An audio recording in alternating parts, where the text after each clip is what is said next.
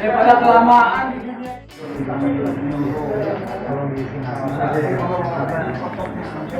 Hormati Bapak Yusak selaku perwakilan pimpinan dari Rumah Sakit Baktiasi, yang kami hormati juga Dr. Zairna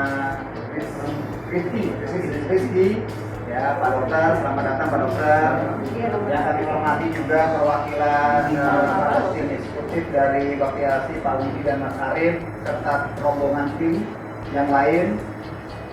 Terima kasih dalam rangka sosialisasi edukasi kesehatan dari Rumah Sakit Baktiasi, yang alhamdulillah ini merupakan sebuah edukasi yang insya Allah bisa bermanfaat buat bapak dan ibu sekalian yang hadir.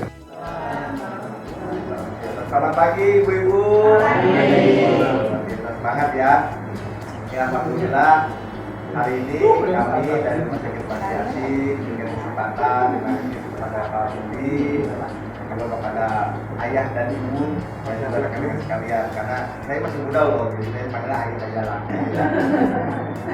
Ya terima kasih sekali lagi, ini satu awal yang baik bagi kami, karena kami sebetulnya akan mau menceritakannya bukannya rumah sakit betul, tapi rumah sehat, ya.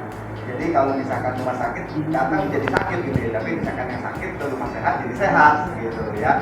Jadi kita pengen supaya Baktiasi juga tetap menjadi bagian dari kehidupan yang bisa memberikan kesejahteraan, kesehatan buat bapak dan ibu, terutama di kompleks level di RW maupun dan ibu. Jadi hari ini saya mau cerita, saya Yusak sebagai Head of Division dari Institute of Marketing dari Baktiasi, dan nanti akan ada sharing sedikit dan juga ada pemeriksaan langsung ya. Jadi ibu-ibu hari ini kita bebas, hari ini langsung satu-satu akan diperiksa keluhannya seperti apa ya. Jadi hari ini kita mau melakukan pemeriksaan dan juga ada sedikit sharing ilmu pengetahuan tentang kesehatan, terutama yang akan lebih lama nanti di pemeriksaannya ya dok ya. Jadi silakan kalau ke rumah sakit nih ibu ya, kalau ketemu dokter Zairna tuh ya, kalau biayanya itu 140.000, ini gratis. Mumpung di sini dimanfaatkan, ya mumpung gratis.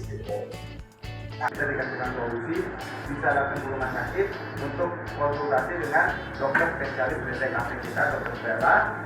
Itu nanti bisa dilihat apakah itu berbahaya atau tidak. Jadi dari dokter Bella, mungkin kalau dari bapak ibu ada rujukan ke puskesmas, nanti bisa minta ke puskesmas, nanti kita jadwalkan di minggu ini bisa langsung ke dokter Bella seperti itu. Jadi tinggal datang aja, aman. Dokter Stella kita untuk polikliniknya ada yang terbaru yang namanya Poliklinik Garden. Saya bagian dari General Check-up Rumah Sakit Umum Baktiasi ya, yang biasanya melakukan pemeriksaan head to toe, jadi dari atas sampai bawah ya. Dan biasanya kita melakukan kegiatan pemeriksaan ini rutinnya membawa di kegiatan di eksternal lingkungan. Jadi merangkul semua bapak dan ibu, yang terutama yang area Jakarta Barat, area Kota Tangerang, area Jakarta Selatan, ya, area Tangerang Selatan. Insya Allah kalau kita ada waktu bisa silaturahmi, biasanya sering kumpul seperti ini. Dan alhamdulillah saya mengucapkan terima kasih banyak di pagi menjelang siang hari ini sudah diberikan waktu dan tempat di RW 9 ya. Dan masalahnya juga yang saya hormati Pak Putri sebagai Bapak RW-nya dan seluruh jajarannya. Nah saya mau tanya ini, saya lihat tadi kan struktur organisasinya RT 1 sampai RT 6 ya. Di sini hadir semua, ada RT 1 ada di sini. RT 1 ada.